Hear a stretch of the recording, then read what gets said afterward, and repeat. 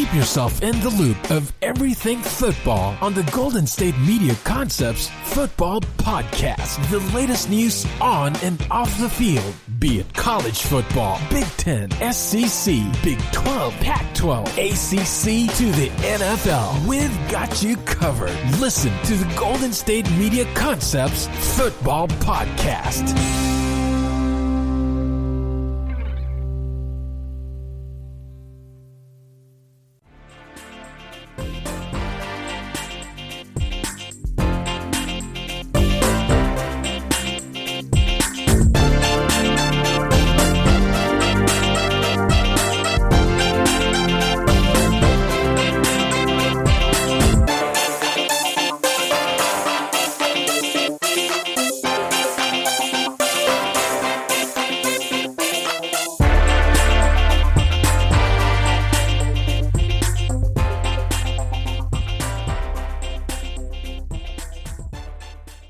Thank you for tuning in to the GSMC Football Podcast, brought to you by the GSMC Podcast Network. I'm your host, Kendrick. Hello, everybody. I hope you're having a fantastic day. If at any point in the show I sound a bit off, if I sound a bit lackadaisical, not really having as much energy, it would be because last night was a terrible night. I went to bed at around 9 o'clock. Which, for some people, sounds pretty normal. For me, that is not normal. I typically, and you're probably going to think I sound crazy, I typically go to bed probably around anywhere from like 11:30 to 1 in the morning.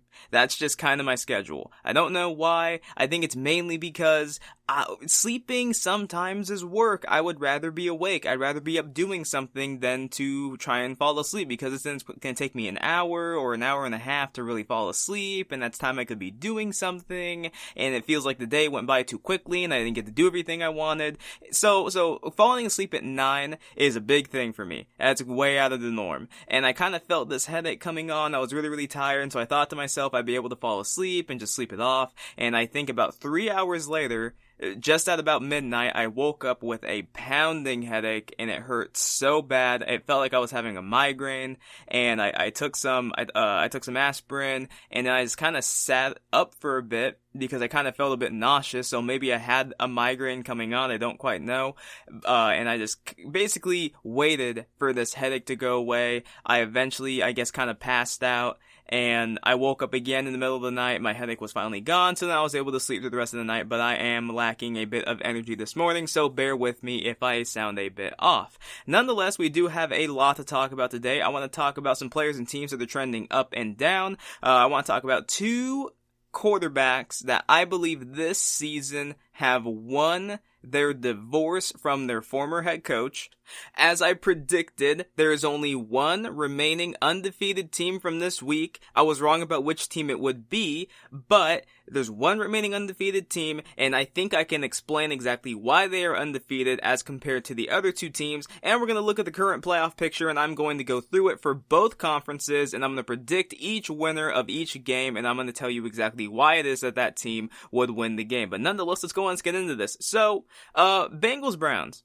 Once again, I am so impressed by the Bengals. The Bengals, they play hard. Their record isn't good. They're 1-5-1. They're gonna get a high pick again. They're gonna be at the bottom of their division. But man, do they play hard. And I don't know if Zach Taylor can coach. I wasn't sure if he could coach last year because the Bengals did not even look competitive. They looked terrible. I honestly thought they were probably going to win like 0-1 games. What'd they do? Did they win 2? I don't even remember. But it wasn't good. They still weren't a good team, and I had serious questions about Zach Taylor. If I had to judge the Bengals based off of this season, I would say Zach Taylor can coach, but they still might look in another direction.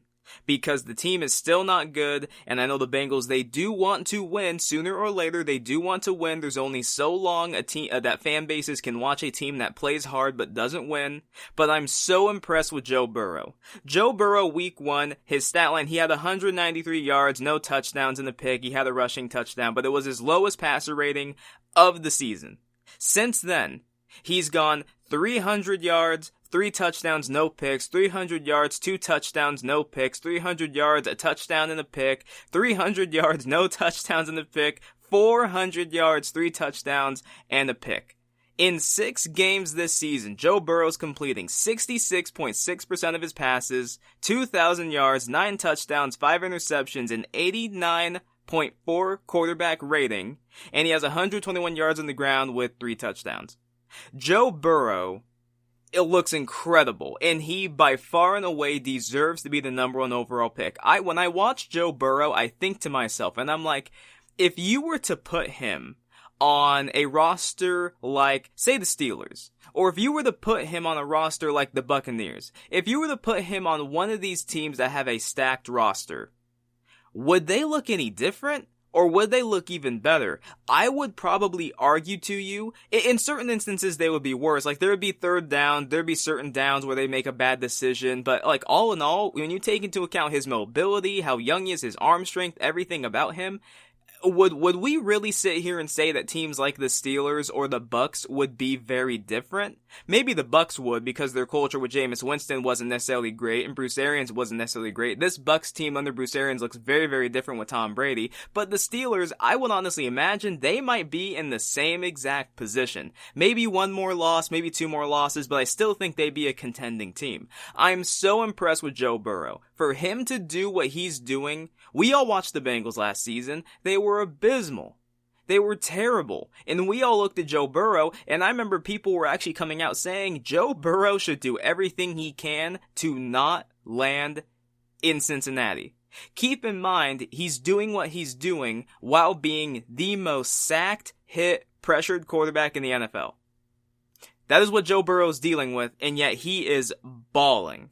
His final stats for the season might not be great. I think he's on pace to shatter the rookie passing yards record that Andrew Luck set when he came into the league. He's on pace to shatter it. He might not finish with a great touchdown to interception ratio. He might not finish with the greatest quarterback rating. But this is one of those things where you need to just sit back and do the eye test. And you see how impressive he looks. The Bengals are trending upwards. I think if they can nail this next draft, maybe get some players in free agency. I know the cap is supposed to go down, so I don't know how much money they're going to be able to shell out, but they do have a lot of cap space. Maybe they'll go in, they'll move guys like Geno Atkins, they'll move guys like Carlos Dunlap because they don't seem to be happy with their positions with the team because they've kind of been relegated to backups. I think Dunlap is probably a third stringer and he wants out of the team.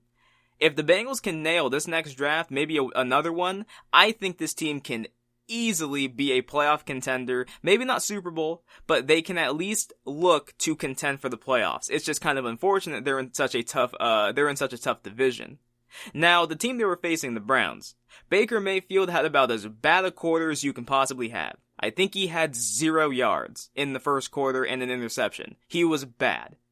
From that point on, he was legitimately perfect. If not counting his spike, alright, not counting his one incompletion, which was a spike, he was 22 for 22 for 300 yards, 5 touchdowns, and no picks.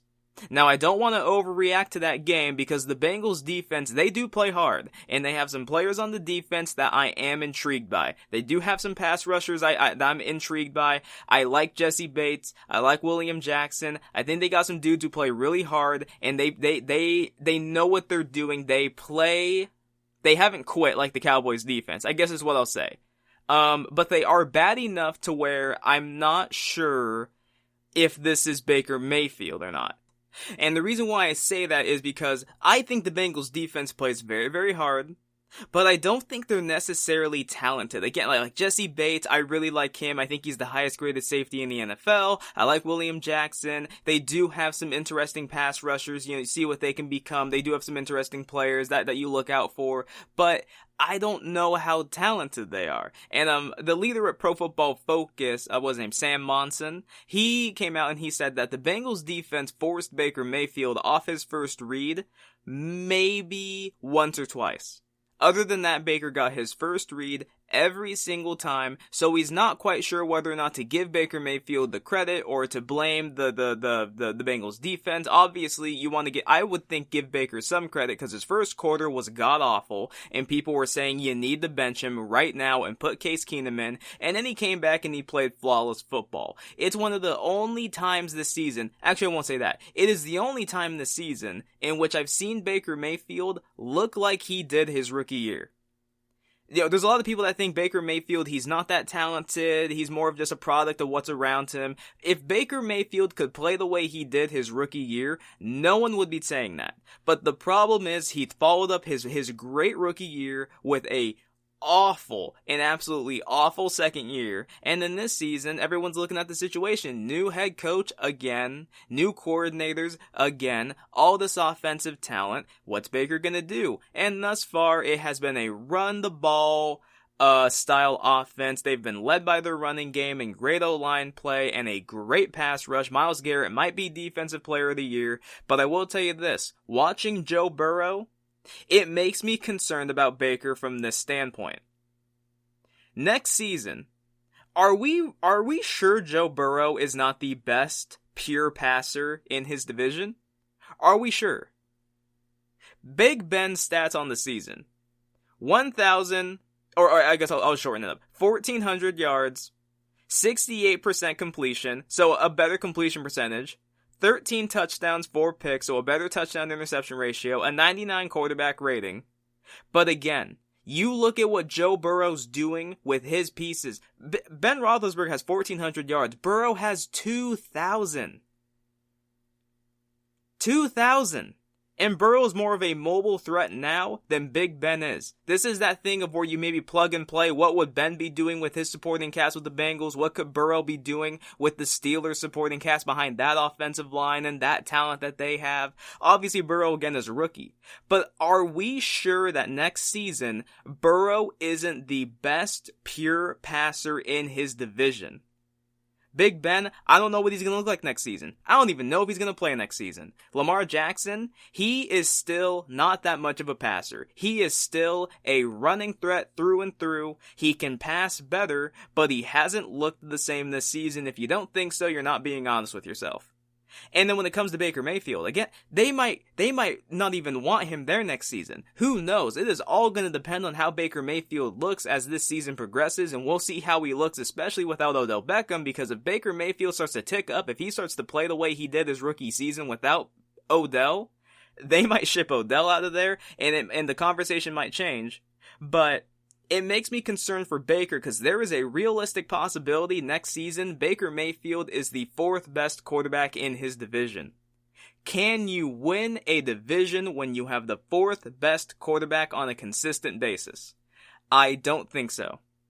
So, hey, Bengals are trending upwards. I really like Burrow, and I honestly think, given what I've seen from him, next season, he could be maybe overall the 2nd best quarterback in his division behind Lamar Jackson. And I don't think that's a stretch. To talk about one player that I do believe is trending in the wrong direction, though, Josh Allen. Over his first 4 games, his combined completion percentage was 71%. He was 12 touchdowns to 1 pick. He was outstanding, and I sat here and I said, alright, nope, I was wrong about Allen. Like, he's got it. This guy's an MVP candidate. The Bills were right to draft him after Lamar Jackson. He is the best quarterback from his draft, and he's looked incredible. I still think I'm wrong about Allen, okay? I still think I am. I still think he's a good quarterback who can win in this league and who can actually play at a very, very elite level. But I do want to say this. Over his last 3 starts, who's he played? He played the Raiders, the Chiefs, and the Jets. So, he played an offensive-leaning team, a Chiefs team that's a very, very well-rounded Super Bowl champion team, and then he played the worst team in the NFL, the Jets. His combined completion percentage through those 3 games, 61%. So his completion percentage has dropped 10 whole points. He has 4 touchdowns to 3 interceptions. And I know some people, they might want to look at this game against the Jets, and they're going to say, but he completed 69% of his passes. He was 2 for 9 on throws 10 yards down the field. So all that yardage, his completion percentage, that was for throws under 10 yards. 10 yards down the field. 10 yards or more down the field. 2 for 9. So his accuracy is starting to go away. And they didn't even score a touchdown against the Jets. For whatever reason, they couldn't score a touchdown. They field goaled their way to victory. It was a very, very boring game. I just want to say this. One of the things that we talked about with Josh Allen was his mechanics. He's a big-armed quarterback, kind of like a Cam Newton, don't have the best mechanics, so they're inaccurate with the football. He worked with one of the Palmer brothers, and they really, really worked on his mechanics and getting him fixed. They worked on it all off-season to the point where all of a sudden Josh Allen comes out, everyone's like, oh my god, this guy's like, I mean, what is he, the third best quarterback now in the AFC? I mean, it's Mahomes, and then it's Lamar Jackson, and then is it Josh Allen? My God, the jump he's made is ridiculous. I just want to say this. Over these last 3 games, we have a trend where he is becoming more and more inaccurate, and he's turning the ball over a bit more. In September, you have to remember, the first 4 games of the season, coaches and coordinators, they have it pretty well scripted. They spend all offseason looking at these games. They get it pretty well scripted. Now, this offseason obviously is a bit different. They had to do a lot of the stuff over Zoom, and they get a lot of practice, so they didn't necessarily get to run all the plays they wanted, but for the most part, you're able to script what you want to do. Everyone's healthy, everyone's fresh, and so everyone's able to play their best. It's once you get to October, November, December, especially December, once that temperature plummets, and once it gets really cold, hands get a bit, they get a bit colder, the ball gets a little bit harder to throw, that's when you then get to see what guys really are. I think Allen should be made for cold weather, because he has, next to Mahomes, the strongest arm in football, and now he's showing he actually is accurate with it. I'm just saying, there could be a chance. Remember how that reporter asked Aaron Rodgers, is there a chance that teams are starting to figure you out? Is there a chance that maybe the league's getting to you? And that was after only 1 loss. Well, we've seen Allen now. He's lost 2 of his last 3, and his completion percentage has plummeted 10 points from his first 4 games. You take those first 4 games, 71% throughout all of them. These last 3 games, 61%. And he's gone from, 1 interception in his first 4 games, now he has 3 in his last 3. Maybe defenses are starting to figure him out a little bit. I'll give it time and wait. Maybe it's a little bit of a rough patch. I know they're dealing with some COVID issues at tight end, and his receivers, they've been dropping a few passes. He's been getting a bit unlucky. His performances by Pro Football Focus, they have still know that he's still a top 10 quarterback. He's still played very, very well, even against the Raiders. Like, he played really, really well, He had a tipped-up interception that wasn't his fault. He had really one bad throw the whole game.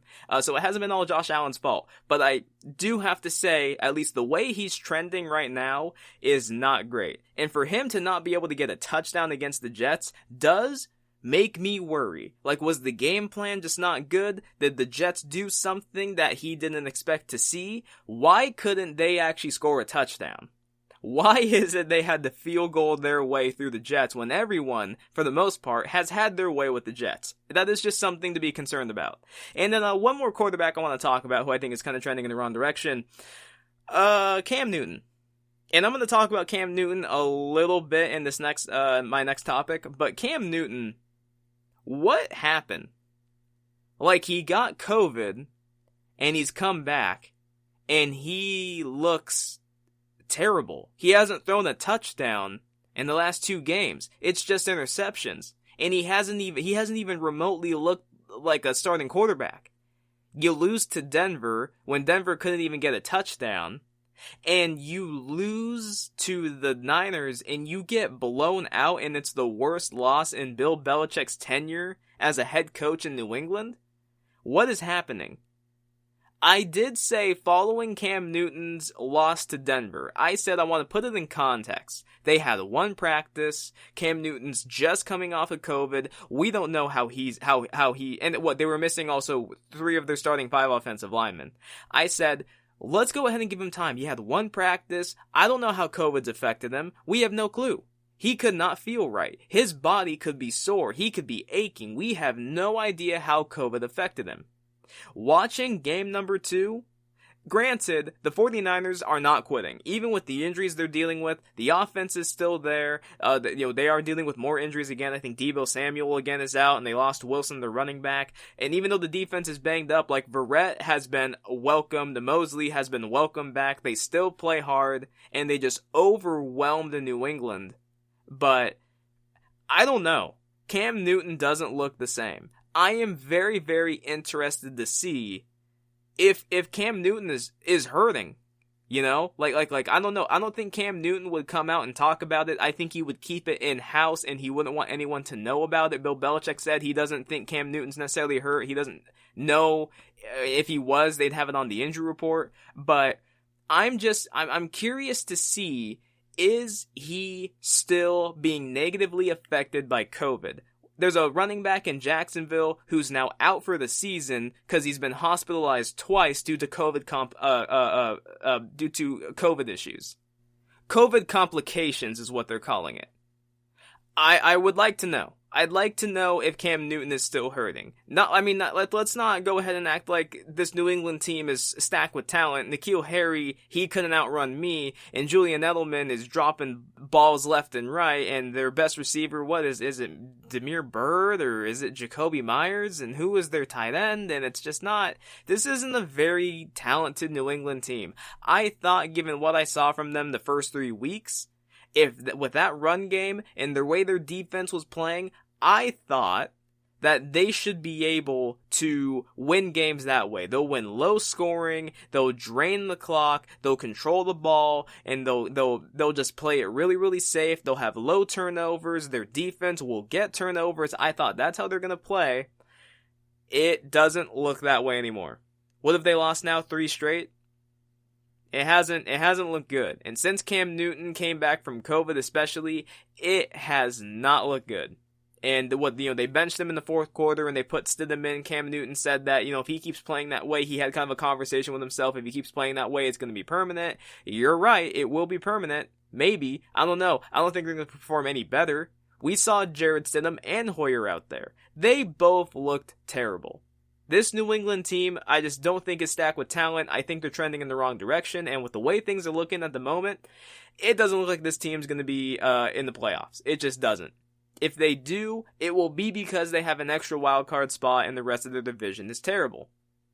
But other than that, this team does not look good. They are absolutely trending in the wrong direction, and it just... I want to know in the offseason if Cam Newton was still ailing from COVID. Anyways, coming up next, 2 quarterbacks left their head coaches a season or 2 ago, and they're both doing amazing while their head coaches are struggling. We're going to talk about that next. Are you looking for help for your fantasy football team? Check out the GSMC Fantasy Football Podcast. Get today's best advice on who to start, who to sit, even who you should draft. From sleeper picks to red-hot lineups, they got it all covered for you. That's gsmcpodcast.com/fantasy-football-podcast. We'll cover traditional leagues, dynasty, PPR, even IDP leagues. When you need fantasy help, there's just one show to hit up. Don't forget to like them on Facebook and follow them on Twitter. Visit gsmcpodcast.com for more info.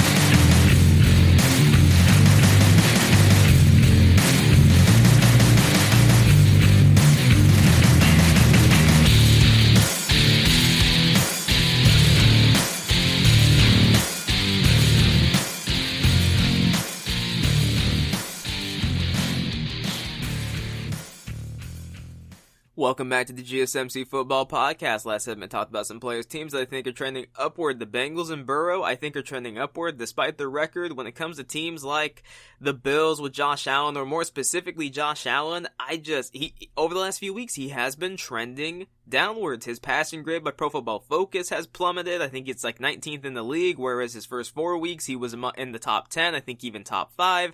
When it comes to Cam Newton and the Patriots, yikes. I mean, just yikes. As soon as Cam Newton left with COVID and came back with COVID, or came back from COVID, it has not looked pretty. They have lost 3 straight, and they've looked completely out of sorts and not competitive, and it has just not been pretty for Cam Newton and Bill Belichick. And speaking of Bill Belichick, there was a very, very public, I guess you could say, divorce between Tom Brady and Bill Belichick this past offseason. And you think about when it all started. When did these guys' issues all start? Because they've been together, they were together for 20 years. Bill Belichick drafted Tom Brady, inserted him as the starter once Drew Bledsoe got hurt, never went back to Drew Bledsoe, and since then, obviously, they've been a dynasty. They've been to 9 Super Bowls, they won 6 of them, and they're regarded as the best quarterback of all time, and arguably the best head coach of all time. You think about when their issues all started, it all started when Bill Belichick looked at his team and said to himself, I want to go forward with Jimmy Garoppolo. Now, obviously, there's no proof of this. It's all just reports, it's all speculation, it's insiders. I believe it. If you want to believe it yourself, you can. If you don't want to, then that's also fine. But it all started when Bill Belichick supposedly wanted to move forward with Jimmy Garoppolo. As the time went on, more and more reports actually came out that there was even thought Bill Belichick could look to trade Tom Brady mid-season and just go forward with Jimmy Garoppolo. Obviously that didn't happen because once Tom Brady got word that they were thinking about moving forward with Jimmy Garoppolo, Tom Brady reportedly went to Robert Kraft, and Robert Kraft loves Tom Brady like a son, and he said, nope, you're going to trade Jimmy Garoppolo. And that is what Bill Belichick did. He traded Jimmy Garoppolo to the Niners. Obviously you look at the success he's had there. So then when Tom Brady went on the show and they asked him, are you enjoying your time in New England? And he said, like, I have my moments. He's like, do you feel respected or whatever? And he pleaded the fifth. Like, there were just these little bits and pieces of information. You had to read into it a bit, but these little pieces of information, these sound bites that were coming out, and it made people think, or at least be a bit more aware that Tom Brady might not be as happy in New England as you thought he might be. And then his last season in New England was up and down. They couldn't be the playoff team. He didn't have a true number 1 wide receiver. He didn't even have a number 2 wide receiver. He had a bunch of dudes. Julian Edelman was a drop machine. They didn't have a tight end worth note. Mohamed Sanu couldn't outrun me. And you know, the offensive line was a bit banged up. It just wasn't pretty. They rode that season to 12 wins.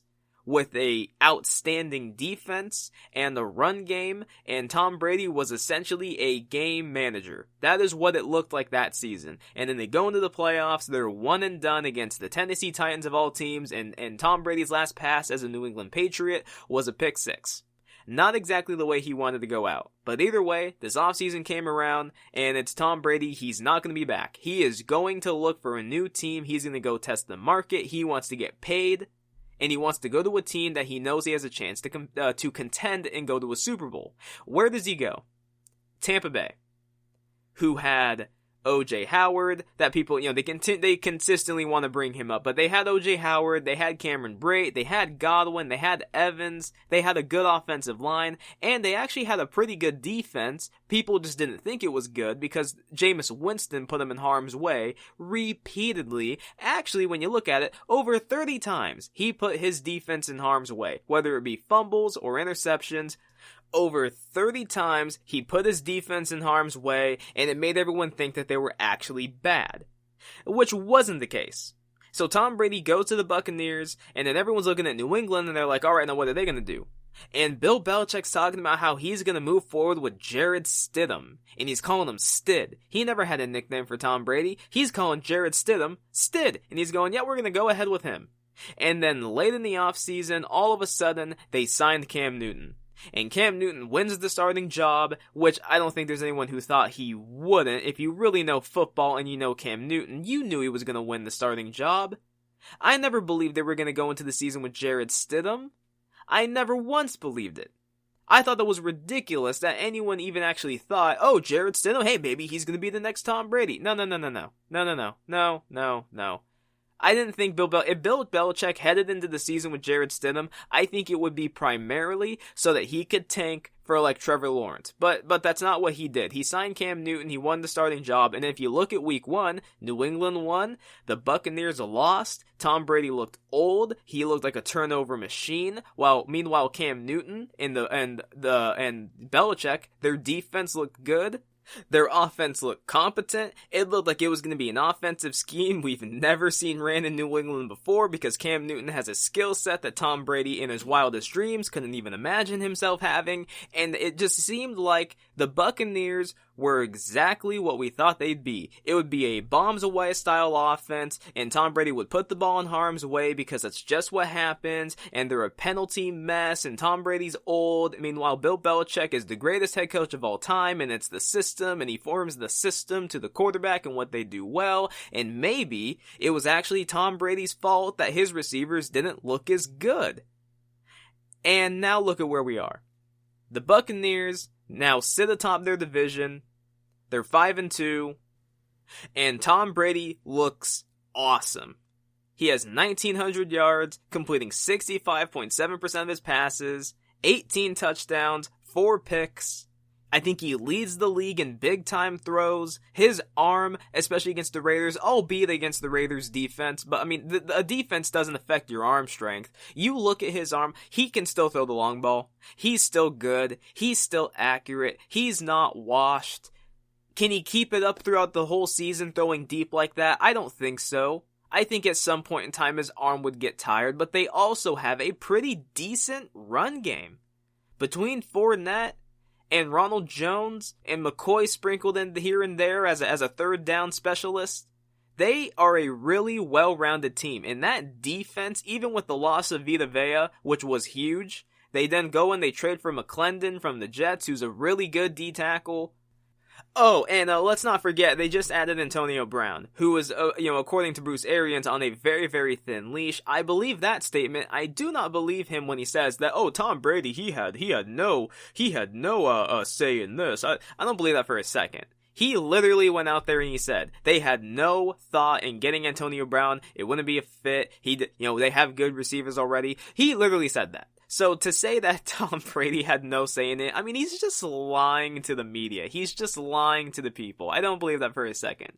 But you look at the state of the Buccaneers and the way they're trending, and you look over at Bill Belichick and what's happening there, he's at least won one, maybe two different battles. Number one, it's not Bill Belichick's system that made Tom Brady great. Did it help him? Sure.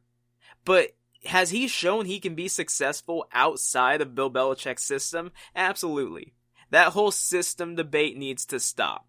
Bill Belichick, I do believe his system can help. I do believe he's the best head coach at taking players and helping them do what they do best and building the system around them. I believe he does that. I believe he does that better than anybody else. But Tom Brady was not beholden to that system. He is still playing at a very elite level. He's won that battle. And then I guess you could say the other battle is that he's not washed. Right? Last season, Bill Belichick and what he had around Tom Brady had him looking washed. And it's not like he's gone to the Buccaneers and you can see that everything's carrying him. It's not like you go there and you say, it's the run game that's carrying him. Or, it's the wide receivers that are bailing him out. No, he's still making all of the throws. Tom Brady is still a really good player. And as of right now, he has won this divorce from Bill Belichick. Now, the ultimate cherry on top would be he wins the Super Bowl this year or next year, and Bill Belichick never gets back to or wins a Super Bowl. That would be the ultimate cherry on top for Tom Brady. If he can win the Super Bowl with Tampa Bay and Bill Belichick never wins one, it will only add to this part of the story. It will only add to it. As of right now, though, I look at these two teams, I look at the directions they're heading, and Tom Brady has obviously won. I mean, hell, he even got Gronk to come out of retirement, right? The other quarterback that I believe has won his divorce from his ex-head coach is Aaron Rodgers from Mike McCarthy. Look at the state of these two teams. When these guys divorced, when Mike McCarthy was fired, it caught a lot of people off guard, but those who paid attention to the Packers and who really listened to Aaron Rodgers' quotes, who looked at the reports, they were not surprised. It was only a matter of time. And I think all this season has done is validate everything Aaron Rodgers said. Aaron Rodgers, quoted in saying, he would at times roll his eyes when Mike McCarthy called a play, and he'd just go run his own play. He said that he and his relationship, it wasn't good. And some people, they looked at Mike McCarthy and they said, oh, but he did win a Super Bowl with Aaron Rodgers. Yes, he won one Super Bowl. And then since then, his playoff record was not good, and they weren't able to get back. And they had dumb, just dumb mistakes in the middle of a game, and they questioned Mike McCarthy's play calling at times, and his decision making, and his management of the game, and did he really have a control over the locker room? Was he really a leader? Did Aaron Rodgers respect him? And it seemed like all these answers were no. They just didn't. And you look at this season, or let's just go back to last season. Last season, Mike McCarthy, out of football. Not a single team brought him in for an interview. For not even an interview. A team wouldn't even listen to him. No one clamored for him. And meanwhile, Aaron Rodgers was with Matt LaFleur, and they were only going, 13-3. And Aaron Rodgers, while he didn't look the same, he was still learning the system. He still kind of looked like he was on the downside. He looked older, like he didn't all have it there. He was still throwing the ball away, still seemed really hesitant to push it down the field. They were 13-3. The defense was fixed. The offensive line, one of the best in the league. Aaron Jones emerged, and they have Adams and all these guys. They went 13-3 and were a game away from the Super Bowl, while Mike McCarthy sat on the sidelines and just watched from home. Not the literal sideline. He watched from home. Because he couldn't even get a call. And now this season, right, he gets this job with the Cowboys. He slept over at Jerry Jones, right? They had a slumber party. And he talks about how he spent every single week, he watched every single NFL game, and he was super into the analytics. And then during a press conference, he said, well, actually, I hadn't watched any of the Cowboys. I said that because I needed to get the job. But he gets the job, and then he hires Mike Nolan kind of as a favor, because Mike Nolan gave him a job, so he gave Mike Nolan a job. When Mike Nolan had basically been run out of the league as a defensive coordinator, he became a position coach.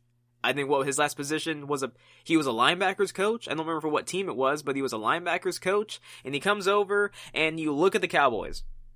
Look at the Cowboys. In the last 2 games, this is just a little for fun stat I found. In the last 2 games, Mike McCarthy's QBs have a QBR of 7. This isn't passer rating we're talking about. This is overall quarterback performance. They have a quarterback rating of 7. This is what is happening. Now, granted, again, this is not all their fault. The offensive line is in pieces, and the defense is terrible, and they've just had injuries all over the place, and Ezekiel Elliott's now a fumble machine, and they have all these shiny pieces at wide receiver that they can't really use, because wide receivers don't win the game anymore. Or they haven't ever. They are more impactful now because the offense, the league is so offensive leaning, but when you don't have an O-line and you don't have a defense, they don't mean too much. When you can't even have 2 seconds of time to throw the football, they don't mean much. When you can't get it to them, a wide receiver is literally just there. Look at Odell Beckham. And they have a good offensive line. He's just kind of there as a decoy. All those wide receivers, what are they there for?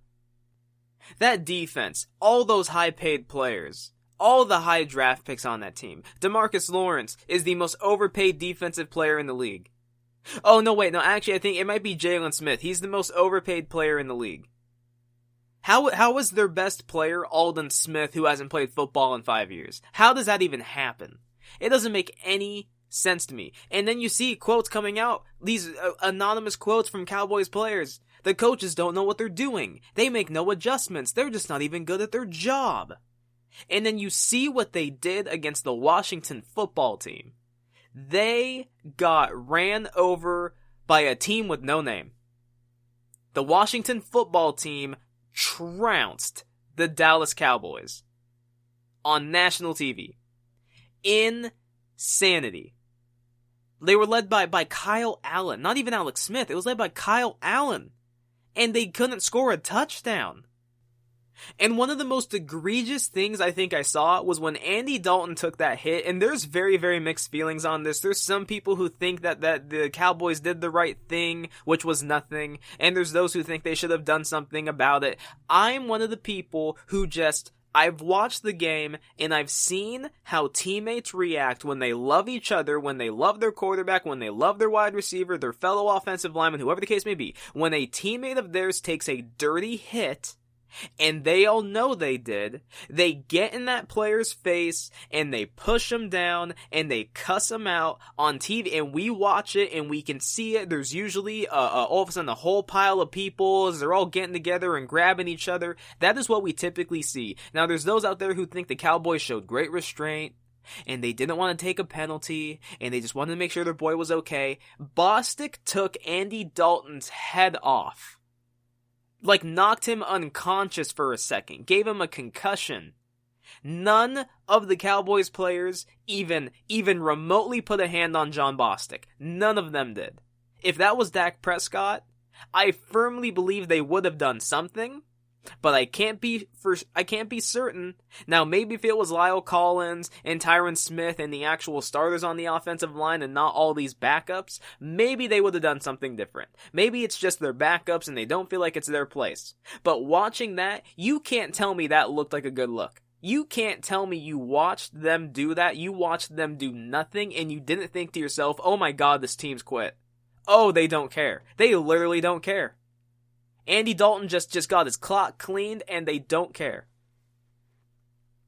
You look at the Packers, and look at how great they look. They lost the one game to the Buccaneers, and it wasn't pretty, and Rodgers looked bad. He had his worst game of the season, that game. He comes back, rebounds against the Texans, looks outstanding. The Packers are either, they're either the second, third, maybe first best team, depending on how you want to look at it, in the NFC.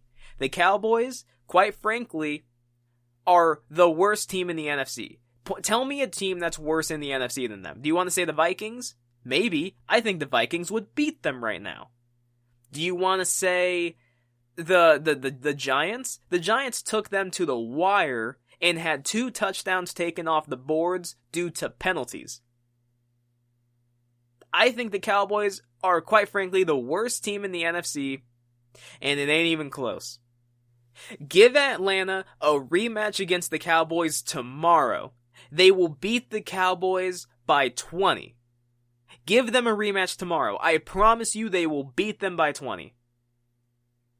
It looks horrible. Aaron Rodgers has blatantly won this divorce. It was clearly Mike McCarthy who was the problem with the Packers, and there's a reason they moved on from him. And Matt LaFleur and Aaron Rodgers are thriving, and they're going to be a Super Bowl contender this season. Of course, barring any major injuries, they will be a Super Bowl contender, and Mike McCarthy might get fired after this season. And I've been listening to Jerry Jones and Stephen Jones quotes over the past couple days since their loss against the Washington football team. See, I have a hard time even remembering their name. The Washington football team. Good lord. I've been listening to his quotes. And I'm hearing them say that, they don't have any concern, and there's no leadership problem, and the team is trending in the right direction. Stephen Jones was it Stephen or Jerry? One of them literally said the team is trending in the right direction after that loss. Fire everybody. Fire everybody. Fire Mike McCarthy, fire Nolan, fire all the coordinators, fire Stephen Jones, fire Jerry Jones. This team needs a new owner. It needs new everything.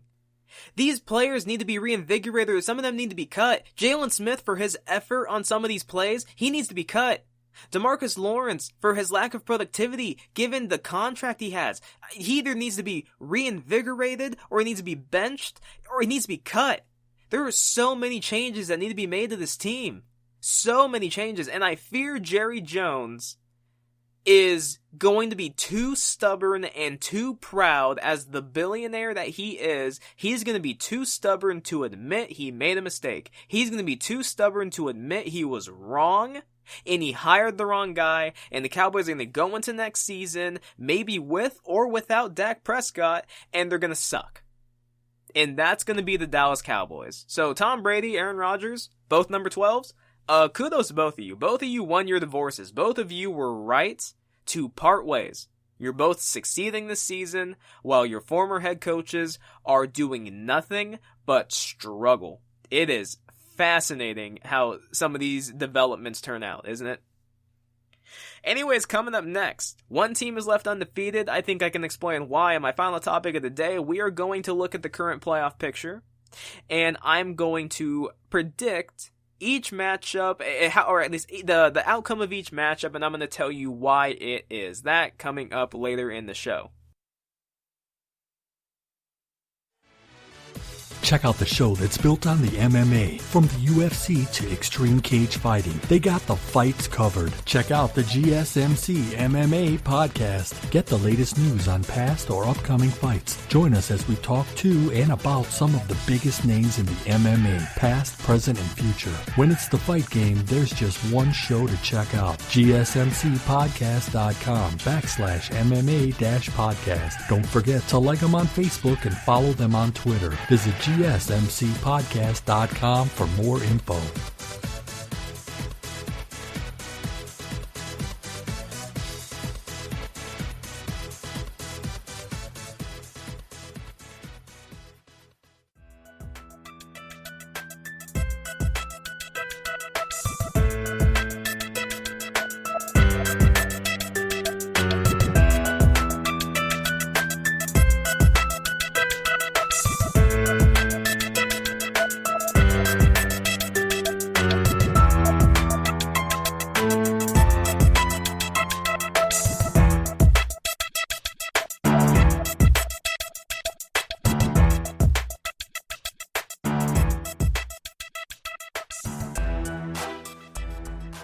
Welcome back to the GSMC Football Podcast. Last segment talked about the divorce between Tom Brady and Bill Belichick, Aaron Rodgers and Mike McCarthy, and how, at least so far, both quarterbacks have won their divorces. Belichick and the Patriots are struggling. McCarthy and the Cowboys are more than struggling. It is a dumpster fire over there. While the Packers are great, Aaron Rodgers is great. Tom Brady goes to Tampa Bay. He's turned them into a real contender, and Tom Brady looks great. It was not Bill Belichick's system, and clearly the problem with the Packers was Mike McCarthy. Aaron Rodgers, I'm sure he does take some of the blame. You're right, he was throwing the ball away a bit more. He wasn't really pushing it downfield. Whether that was to maybe sabotage Mike McCarthy, I have no idea. But either way, as of right now, both quarterbacks have won their respective divorces.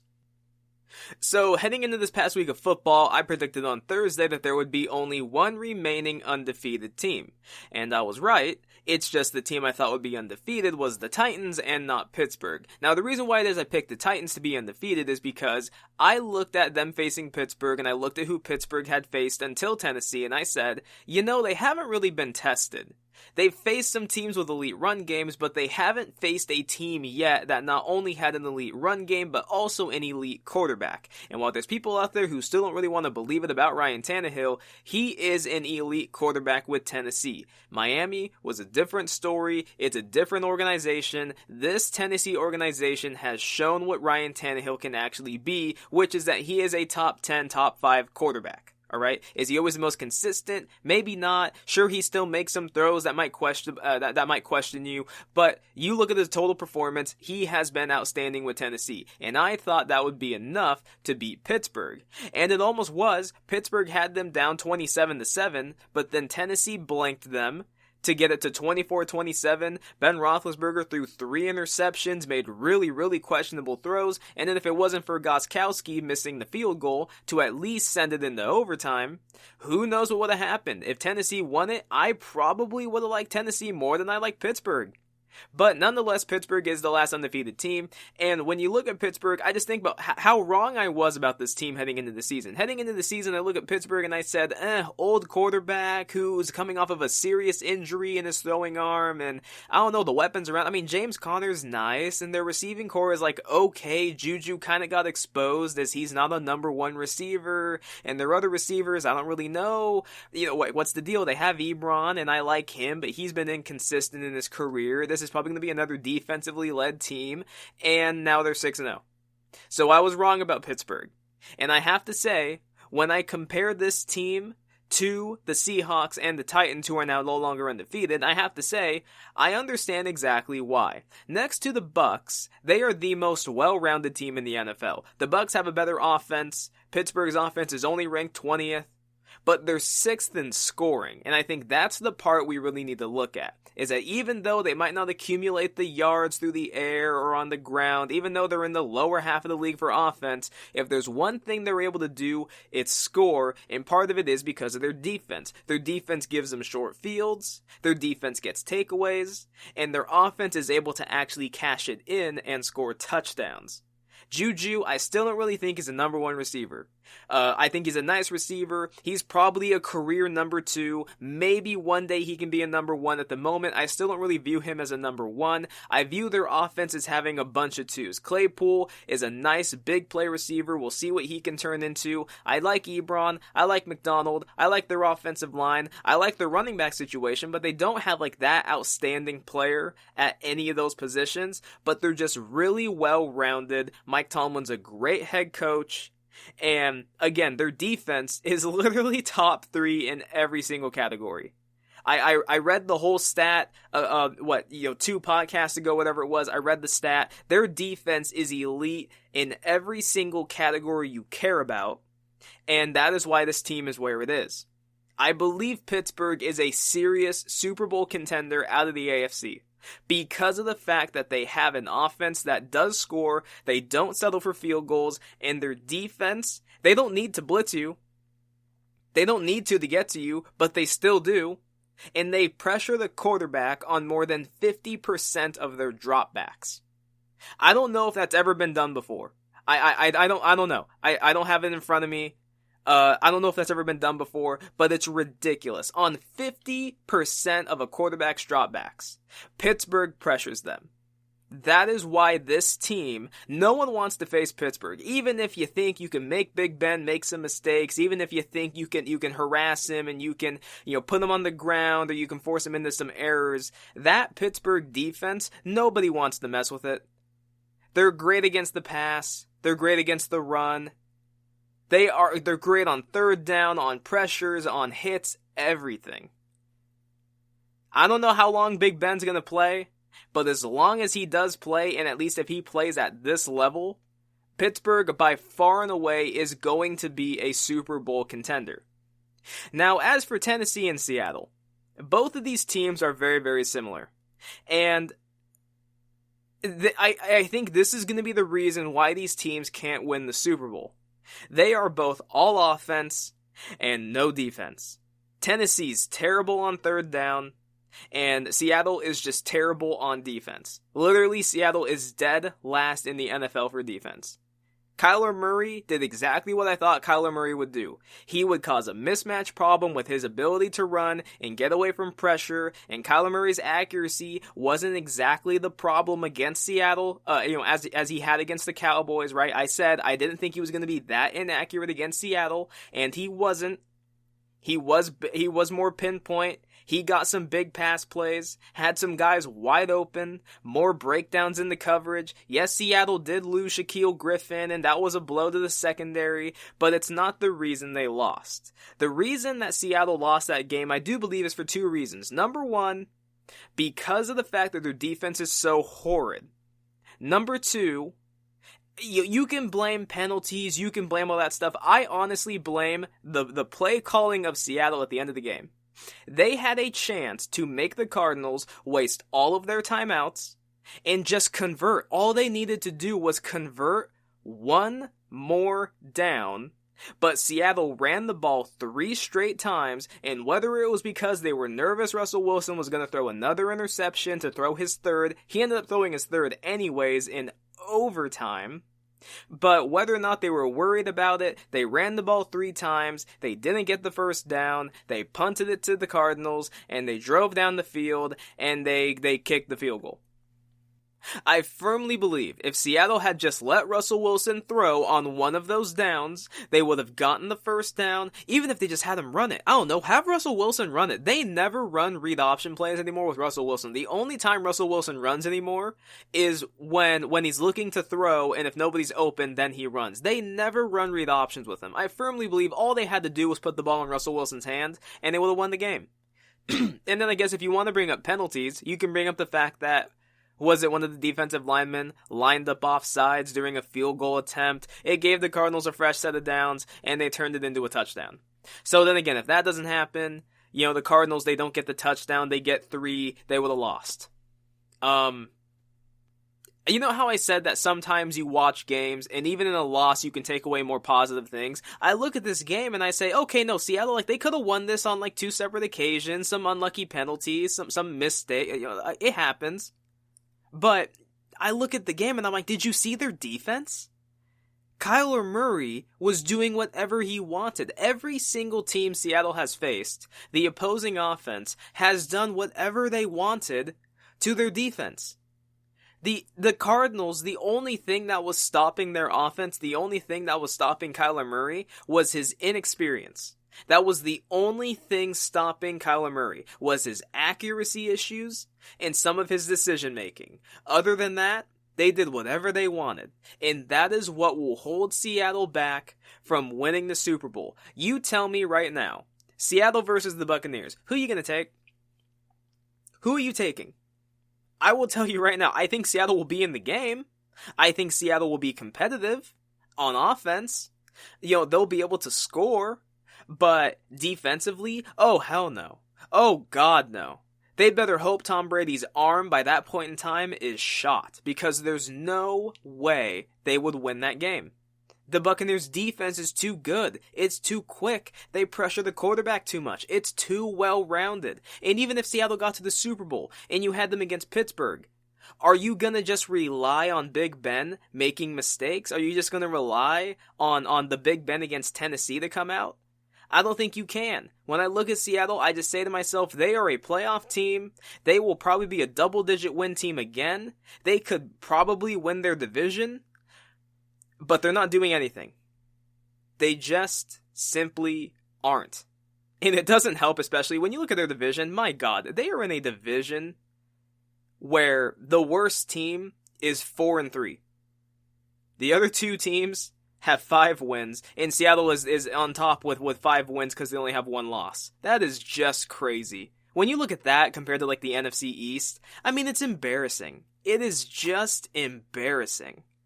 The NFC West by far and away is the best conference in football. And then when it comes to Tennessee, same thing. Their defense is not good. It is just not good. It's better on the back end. They got some good players on the back end, but no pass rush. They're terrible on third down because they don't have a pass rush. They are all offense. All offense. They need to control the football. They need to control the clock in order to really win these games. And they need to rely on Ryan Tannehill being able to hit his passes downfield, which he hasn't seemed to have a problem with, but it's still about that defense. If another team with a good run game shows up and is able to control the clock against Tennessee, and you just make Ryan Tannehill throw it without the threat of Derrick Henry because they're behind, you can beat Tennessee too. These teams are both very, very flawed. It was a nice story. They were both undefeated, but they both lost. Pittsburgh, deservingly so, is the last undefeated team. I don't think they're going to finish the season undefeated because I think Big Ben is too inconsistent. I do believe he will have that game where he throws a pick 6 or 2, where he puts his team in a bit of jeopardy. I believe there will be some injuries along the way.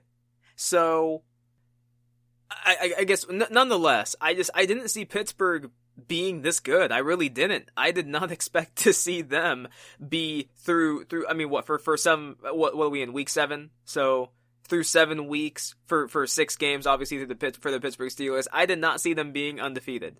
I thought they would be 3rd in their division. I thought the Bengals would be the worst. I didn't even really think they'd win a game this season. I thought they'd look terrible. They look way, way better than I thought they would. But I thought Bengals would be last. Pittsburgh would be third, and they'd be probably around 500 because I didn't know what Ben was going to look like, and Cleveland would be second, and the Ravens would be first. But the Pittsburgh Steelers absolutely are a playoff team.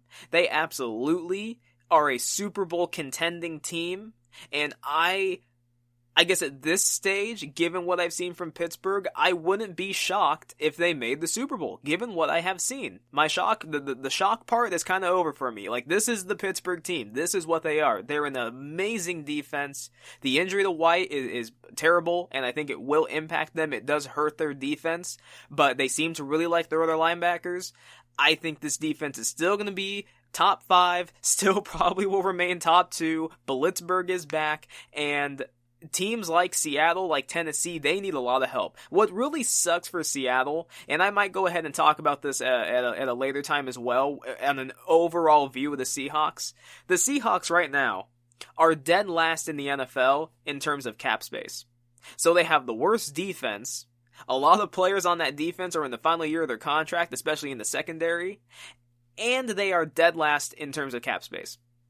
That is terrible. What a terrible position the Seattle Seahawks are in. I'm over here and I'm thinking to myself, all this defense really needs is a pass rusher. Cleveland, they have really one pass rusher. Now, their whole D-line, I like their whole D-line. I like Vernon, I like Sheldon Richardson, I like Ogunjobi, I like those guys. But the guy is Myles Garrett. And he's incredible. And he's in the running for Defensive Player of the Year. Hell, he might win it if Cleveland continues at this rate. Seattle just needs one. And I'm looking around the league and I'm like, all right, who could they go grab? Well, Everson Griffin is now gone from the Cowboys, and I think even then his contract is worth more money than Seattle has. I think Seattle has like $1.5 million in cap space.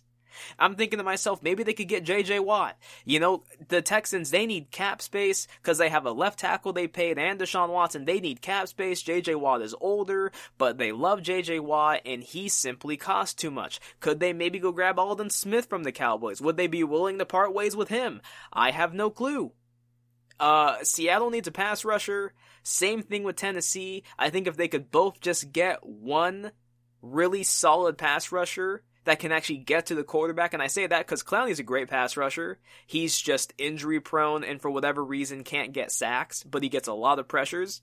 If they can just get that guy, I think the teams would be much, much better off. But at the moment, they both don't really have a defense. They are all offense, and that will be the thing that holds these teams back from winning the Super Bowl. Playoffs? Sure. Super Bowl? Maybe if they get lucky. And even then, it would depend on what team they're going to face, right? If you're facing the Chiefs and you don't have a defense, yeah, good luck, you know. Good luck attempting to outscore the Chiefs. Anyways, coming up next, final topic of the day, we're going to look at the current playoff picture, and we're going to go through it. We're going to predict each game, who I think the winner is going to be and why, up to the Super Bowl. That coming up next, final topic of the day. Thank you for tuning in.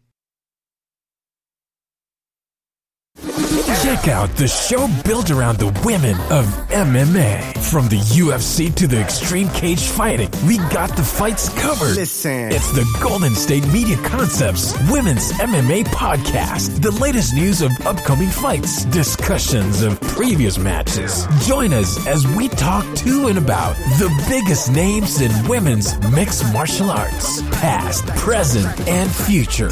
When it's the women's fight game, you know where to listen to. The Golden State Media Concepts Women's MMA Podcast.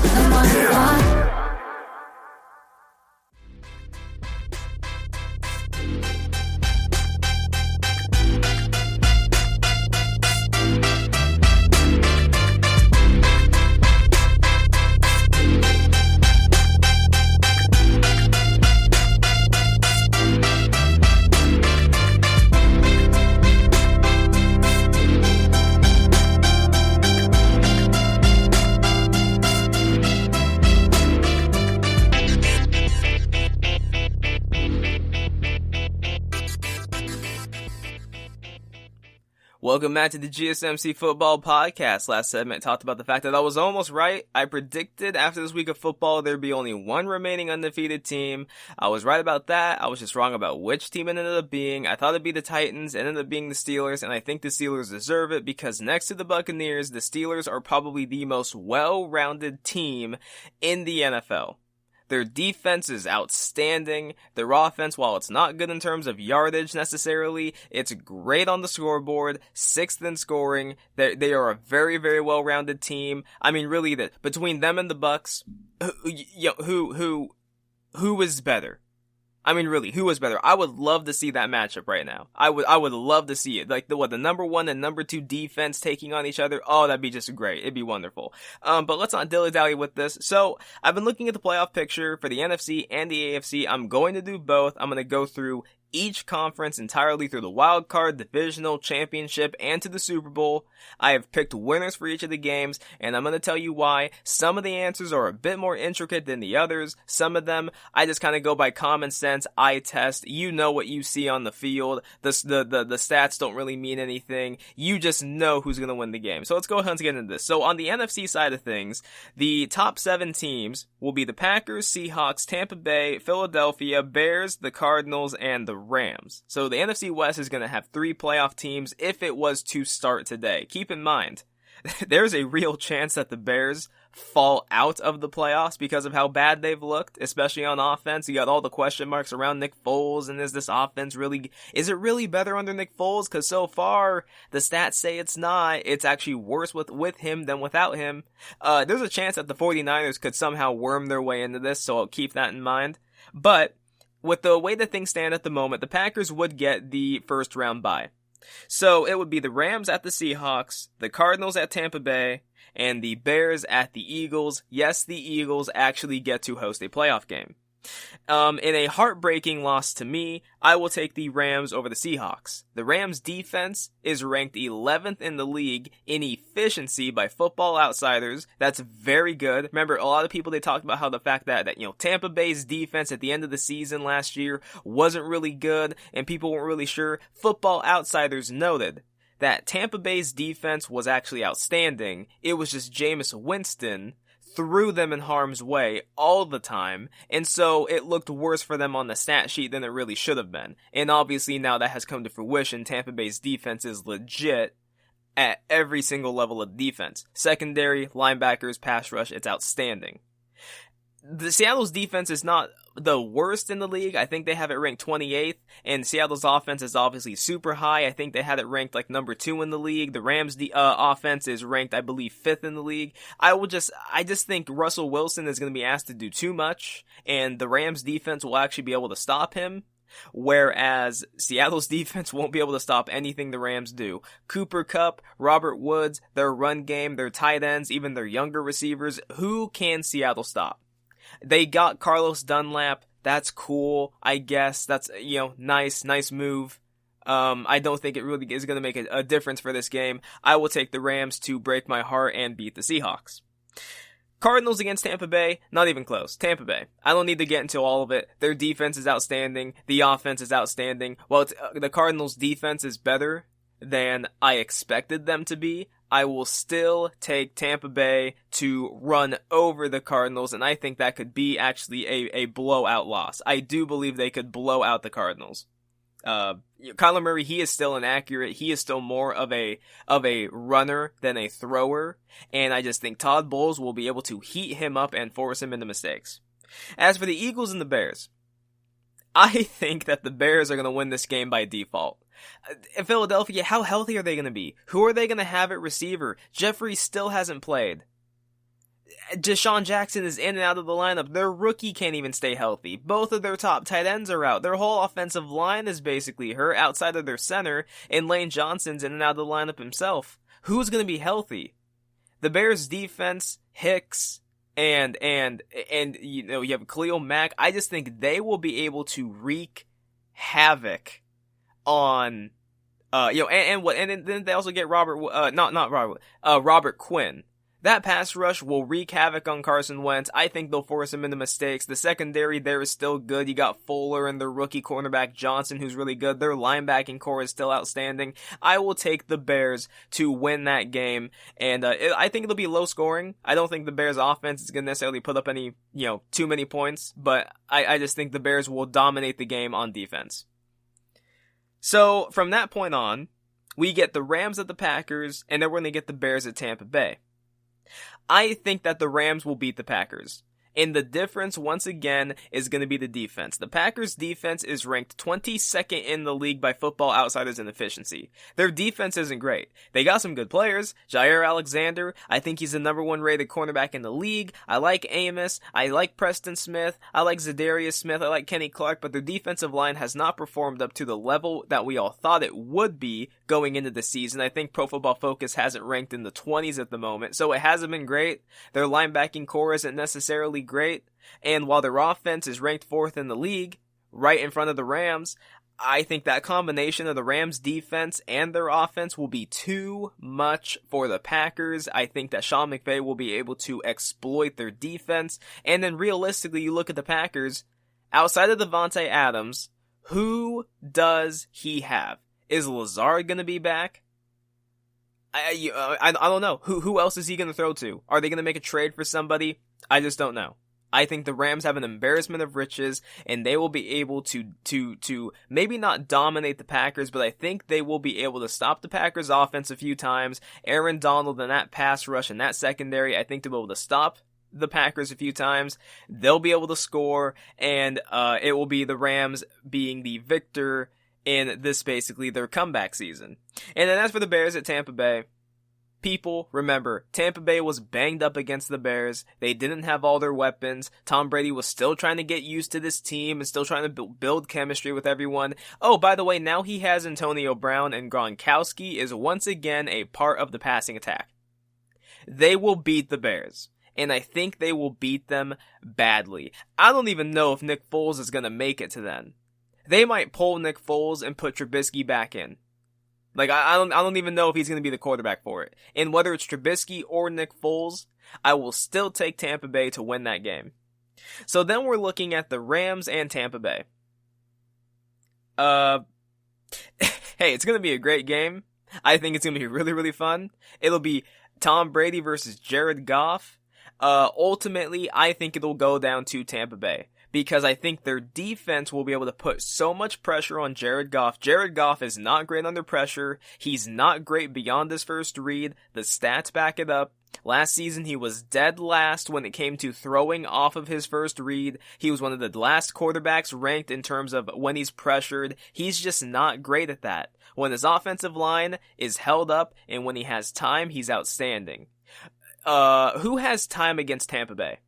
Realistically, who has time against Tampa Bay? Barring any more injuries, that pass rush, even without Vita Vea, is still one of the best in the league. That linebacking core is quick. Their secondary is young and talented. And I think they will beat Jared Goff and Sean McVay. And Tampa Bay will head to the Super Bowl. That, by the way, is being played in their home stadium. So I have Tampa Bay coming out of the NFC. Never thought I'd say that. So let's look over at the AFC. Going from 1 to 7, it's the Pittsburgh Steelers, the Chiefs, the Titans, the Bills, the Ravens, the Browns, and the Colts. So now we have the AFC North putting 3 teams in as well. The matchups, because the Steelers are going to go ahead and they're going to get the bye week, the matchups will be Colts at the Chiefs, Browns at the Titans, and Ravens at Buffalo. I think the Chiefs will be the Colts. I like the Colts defense. The Colts defense is very, very good. Xavier Rhodes having a comeback season, showing everybody that last season he was just injured and he just couldn't play up to his level. He is showing everyone he is still one of the best corners in the league. So I get that, but I don't trust the Colts offense. The Colts offense is so inefficient. It's so blah. It's very blah. They don't have a standout wide receiver. I like Doyle, their tight end, but they don't really have that outstanding tight end. And Phillip Rivers, let's be honest, at this point in his career, he is, if anything, kind of a game manager. He had a big comeback win against the Bengals. He was down 20 points to the Bengals. Like, let's not act like this Colts team is outstanding. Phillip Rivers is kind of holding this team back. This team was doing such a good job building itself. They have an amazing defense, an amazing offensive line, and some young skill position players that you're interested in, but Phillip Rivers, I just don't think has it anymore. I will take the defending Super Bowl champions to beat the Colts. Browns at Titans. This game is going to be very, very interesting. The Titans have the number 3 most efficient offense in the league. The Browns have the 15th. While both teams are not great on defense, either, the Browns are a bit worse than the Titans. I will take the Titans to win the game because Ryan Tannehill with the Titans is an elite quarterback. He's one of the best in the league. Derrick Henry is a man amongst boys. I think they'll control the clock. I think Ryan Tannehill will be able to play action and get some guys wide open against a not so good Tennessee or Cleveland defense outside of their defensive line. And then as for Baker and the offense, if Baker Mayfield, if that wasn't a mirage against the Bengals, and Baker Mayfield can actually play that way the rest of the season without Odell Beckham, first off, that's terrible news for Odell. But if he can do that, maybe I'll take the Browns. But I don't know if it's a mirage or not. So I think Baker Mayfield will make a mistake or two. They'll run the ball effectively, but ultimately they will be down to the Titans, and I think they're going to have to ask Baker Mayfield to throw them to victory, and I don't know if he'll be able to do it, even against a poor Tennessee defense. I will take Tennessee to win that game against the Browns. And then Buffalo and the Ravens. I'll take the Ravens. Their offense has not been great this season. It is the 19th most efficient offense in the league. Lamar Jackson has not looked the same. His accuracy has not been the same. Even him as a running threat, he just doesn't look the same. And I don't know if I think it has a lot to do with the play calling. I feel like they're asking Lamar Jackson to do some different things this season than they asked him to do last season when he unanimously won the MVP. But even then, the Buffalo Bills defense is not good. While I think they will be able to score, can they stop Lamar Jackson? I don't think so. The only thing that can stop Lamar Jackson is Lamar Jackson. And I think that this is the season Lamar Jackson at least gets one playoff win. I will take the Ravens to beat the Bills because the Bills' defense isn't good, and the Ravens' defense is still good, and I think they'll force Josh Allen into some mistakes, whereas the Bills will struggle to stop Jackson. So going into the next round, we will have the Ravens at the Steelers and the Titans at the Chiefs. This is where Lamar Jackson's ride ends. I think the Steelers will win the game. Their defense is outstanding, and I think Lamar Jackson, he underestimated the Titans. Remember, this past offseason, he came out and he said he underestimated the Titans. I think he'll beat the Bills, and he'll think to himself, alright, we got this, got my first playoff win. I think he'll feel himself a bit, and then he's going to run into the brick wall that is the Steelers. Because the Steelers' defense is way up here, and the Bills' defense is way down there. And I think it'll be such a drastic difference. Maybe Big Ben reverts into the Big Ben of that throws 3 interceptions in a game, and maybe he'll make those mistakes because the secondary of Baltimore is pretty good. Humphreys and Peters and everyone. So, I like it. I think there's a chance they could force Ben into some mistakes, but I've seen Lamar Jackson in 2 playoff games, and I've seen him stink it up both times. The Pittsburgh Steelers defense would be the best defense he has faced in the playoffs, and I think he would lose.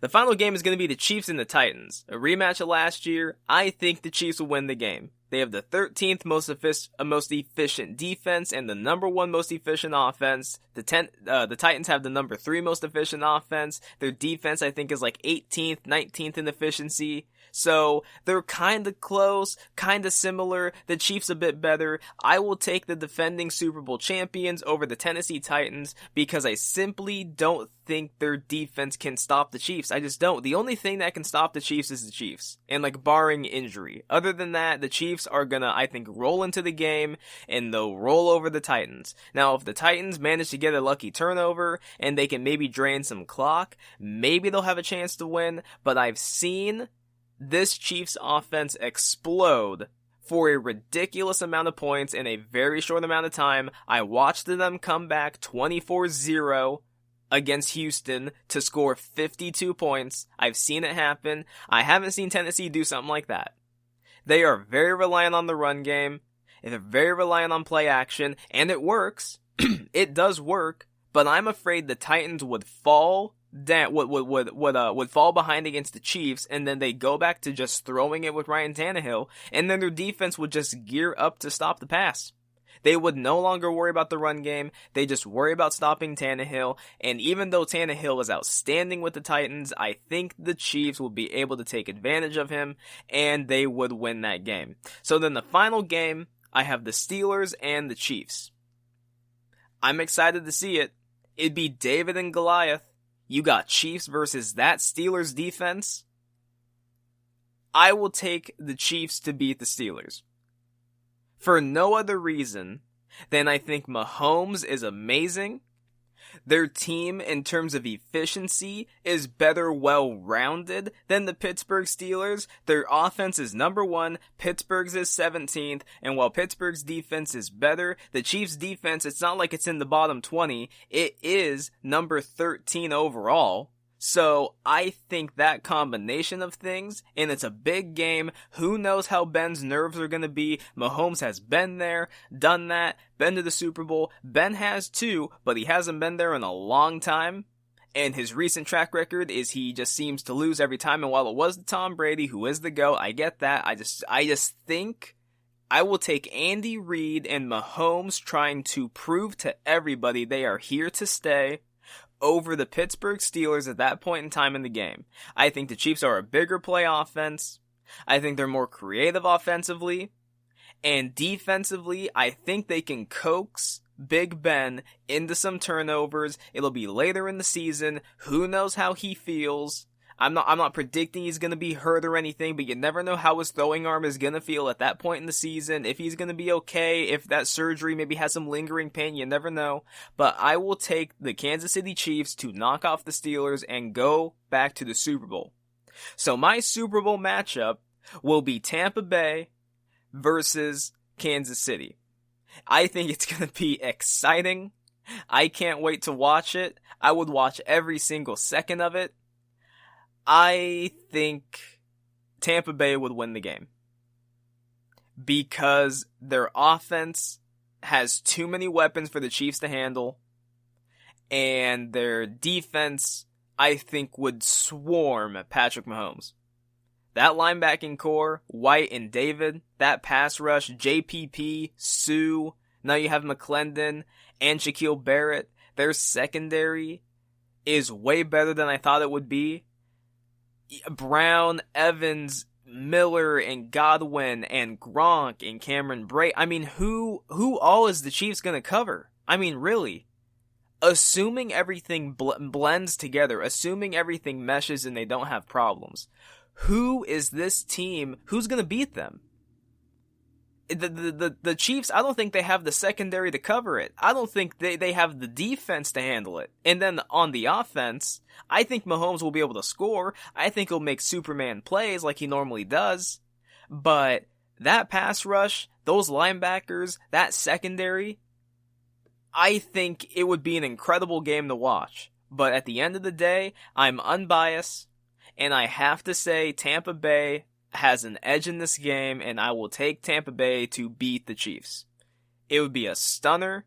I did not believe that Tampa Bay would make it to the Super Bowl, but when I look at how they've performed, and I look at how things, at least at the moment, are kind of shaping out to be, what the games would be, again, there's a lot of time left, a lot of room for movement. I think the Bears could fall out of the playoffs, and a team like the Niners could move into the playoffs, and the NFC East is up for grabs, so you never quite know. I think Tampa Bay ultimately would win the Super Bowl if this was the playoff picture. Their team is too well-rounded. They haven't had any catastrophic injuries. The offensive line's great. The weapons are great. Bruce Arians has changed his offense into more of what Tom Brady runs. And they look great. They are a well-oiled machine. And this is only, people, you have to remember, they're 5-2. We're only 7 games into this thing. They're only going to get more and more well-oiled. They're only going to get more and more familiar with each other as the season goes on. And keep in mind, we have another season to these guys. Next season, they're all coming back.